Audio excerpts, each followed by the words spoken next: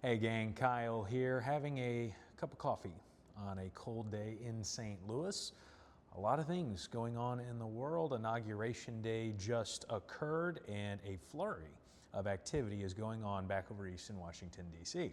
So a lot of executive orders, a lot of news coming on out of the pipeline.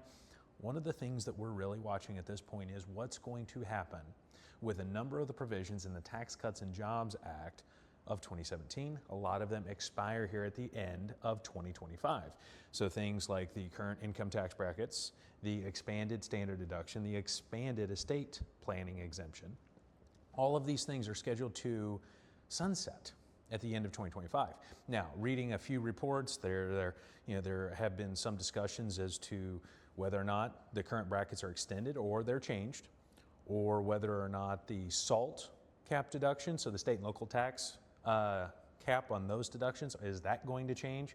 What's going to happen with standard deductions? Will they continue to expand and increase the estate tax exemptions? All things that are coming into play, nothing in concrete yet, but it's going to be something that we're keeping an eye on. That's why I was reading the report earlier this morning, just to see what's kind of percolating around in the House subcommittees as to what their ideas are. One of the wackiest things I read about was that HSAs may be replaced with something else, more of a universal savings account type of a deal. So all that to say, nothing to do at this point, but it is worth keeping an eye on, and make sure that you do have somebody that is keeping an eye on these things, because it does affect you.